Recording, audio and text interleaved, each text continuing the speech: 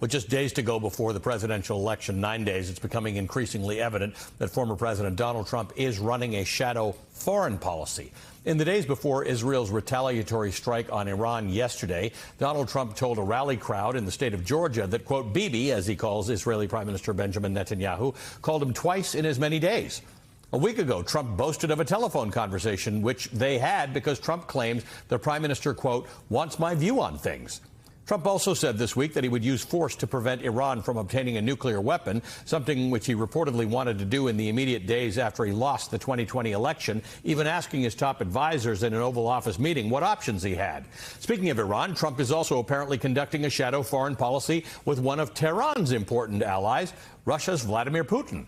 Responding to a report that he has had numerous phone calls with Putin since leaving office, Trump said it would be a, quote, smart thing if he did, but he denies that he has. Last week, U.S. intelligence agencies announced in a new assessment that Russia is continuing to work to benefit Donald Trump this election cycle, warning that, quote, Russian actors are considering and in some cases implementing a broad range of influence efforts timed with the election. Some of these are aimed at inciting violence and calling into question the validity of democracy. Others are aimed at amplifying false information and conspiracy that may exacerbate post-election tensions. And late Friday night, U.S. intelligence agencies announced that, quote, Russian actors manufactured and amplified a recent video that falsely depicted an individual ripping up ballots in Pennsylvania, end quote. Now, this type of Russian influence is currently going on in other countries with important elections as well. The recent election in Moldova, which had to do with that country's future in the EU, was hit with, quote, unprecedented Russian influence, per the Moldovan president Maya Sandu, allegations echoed by the EU and the United States. Moldovan authorities also alleged a Russian-linked multi-million-dollar vote-buying scheme and a Russian scheme that plotted civil unrest in Moldova around the referendum. That referendum wound up, by a very slim margin, passing in favor of enshrining the goal of Moldova joining the European Union. A similar situation with different results has been unfolding in the country of Georgia, the place that the Trump campaign recently featured in an ad when asking people to register to vote in the U.S. state of Georgia.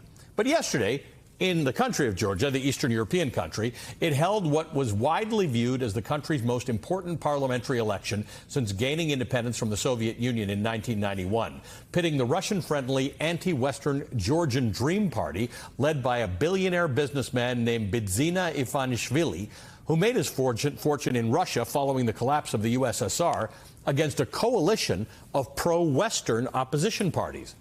Like Ukraine, Georgia has also been invaded by Russia during a deadly and destructive short war in 2008, and Russia still occupies 20% of Georgia. Ahead of voting, at least one Russian disinformation campaign aimed at the election was alleged by a Georgian monitoring group, and multiple claims of election fraud were made yesterday. Violence, intimidation, and bribery were also reported, and in an outcome fraught with controversy, Ivanishvili's Georgian dream has been declared the winner, putting the country's future in the EU into question and aligning it closer with Russia. The journalist Terrell, Starr, host of BlackDiplomats on YouTube, whose coverage from the early days of the Ukraine war was spotlighted heavily on this show, is in Georgia. He's reporting from Georgia with the support of the Pulitzer Center. He spoke to voters about their thoughts on Georgia's election and America's upcoming one. Why did you vote against Georgia Dream?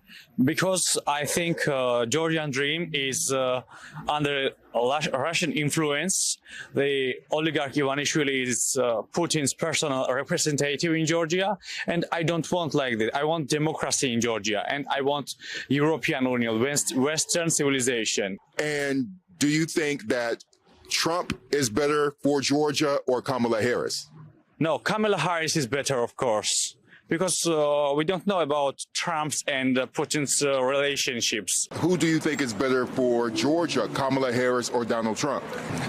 I think that more Kamala Harris. What do you think about Donald Trump? Well, okay. What do I think about Donald Trump? I would definitely vote for Kamala Harris. What do you think about Donald Trump? I think he a bit crazy, but I support him. And of course, Terrell continues to report from Georgia. Our thanks to Terrell in the Pulitzer Center for that reporting.